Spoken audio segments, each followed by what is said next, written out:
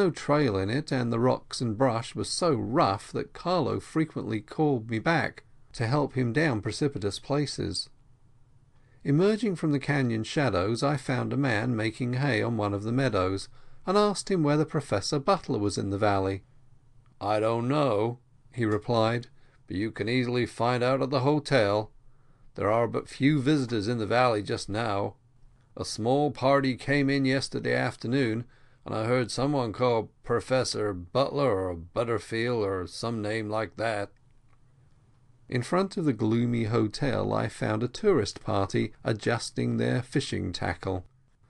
They all stared at me in silent wonderment, as if I had been seen dropping down through the trees from the clouds, mostly I suppose on account of my strange garb. Inquiring for the office, I was told that it was locked, and that the landlord was away, but I might find the landlady, Mrs Hutchins, in the parlour.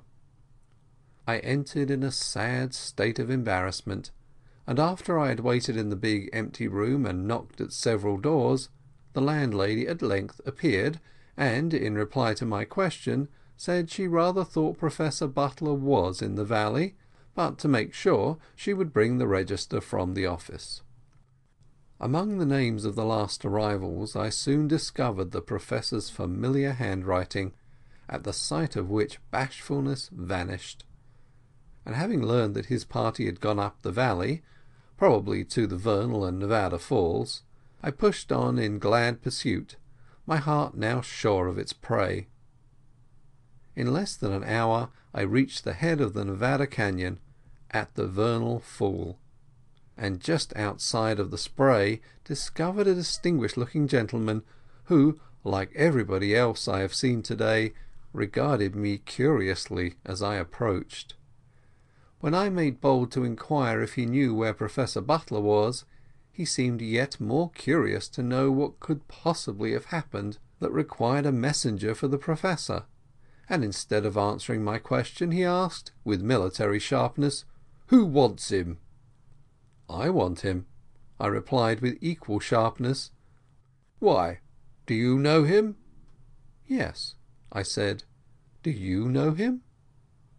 Astonished that anyone in the mountains could possibly know Professor Butler and find him as soon as he reached the valley, he came down to meet the strange mountaineer on equal terms, and courteously replied, "Yes, I know Professor Butler very well. I am General Alvord, and we were fellow students in Rutland, Vermont, long ago, when we were both young." "But where is he now?" I persisted, cutting short his story. "He has gone beyond the falls with a companion to try to climb that big rock, the top of which you see from here." His guide now volunteered the information that it was the Liberty Cap Professor Butler and his companion had gone to climb, and that if I waited at the head of the fall I should be sure to find them on their way down. I therefore climbed the ladders alongside the Vernal Fall, and was pushing forward, determined to go to the top of Liberty Cap Rock in my hurry rather than to wait, if I should not meet my friend sooner. So heart hungry at times may one be to see a friend in the flesh, however happily full and care-free one's life may be. I had gone but a short distance, however, above the brow of the Vernal Fall, when I caught sight of him in the brush and rocks, half erect, groping his way, his sleeves rolled up, vest open, hat in his hand, evidently very hot and tired. When he saw me coming, he sat down on a boulder to wipe the perspiration from his brow and neck, and taking me for one of the valley guides, he inquired the way to the fall ladders. I pointed out the path marked with little piles of stones, on seeing which he called his companion, saying that the way was found, but he did not yet recognize me. When I stood directly in front of him, looked him in the face, and held out my hand, he thought I was offering to assist him in rising. "Never mind," he said. Then I said, "Professor Butler, don't you know me?" "I think not," he replied. But catching my eye, suddenly recognition followed, and astonishment that I should have found him just when he was lost in the brush, and did not know that I was within hundreds of miles of him. "John Muir, John Muir, where have you come from?" Then I told him the story of my feeling his presence when he entered the valley last evening, when he was 4 or 5 miles distant, as I sat sketching on the North Dome.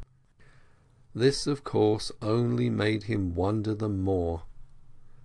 Below the foot of the vernal fall the guide was waiting with his saddle horse, and I walked along the trail, chatting all the way back to the hotel, talking of school days, friends in Madison, of the students, how each had prospered, etc., ever and anon gazing at the stupendous rocks about us, now growing indistinct in the gloaming, and again quoting from the poets. A rare ramble. It was late ere we reached the hotel, and General Alvord was waiting the Professor's arrival for dinner. When I was introduced he seemed yet more astonished than the Professor at my descent from Cloudland and going straight to my friend without knowing in any ordinary way that he was even in California. They had come on direct from the east, had not yet visited any of their friends in the state, and considered themselves undiscoverable.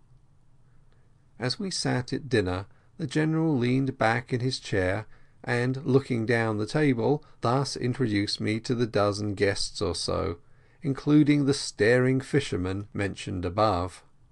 "This man, you know, came down out of these huge trackless mountains, you know, to find his friend Professor Butler here the very day he arrived. And how did he know he was here? He just felt him, he says.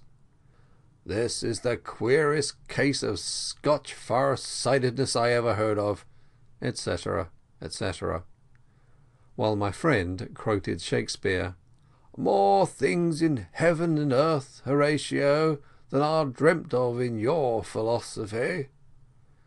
As the sun, ere he has risen, sometimes paints his image in the firmament, e'en so the shadows of events precede the events, and in to-day already walks to-morrow." Had a long conversation after dinner over Madison days. The Professor wants me to promise to go with him some time on a camping trip in the Hawaiian Islands, while I tried to get him to go back with me to camp in the High Sierra. But he says, "Not now." He must not leave the General, and I was surprised to learn that they are to leave the valley tomorrow or the next day. I'm glad I'm not great enough to be missed in the busy world. End of section 10.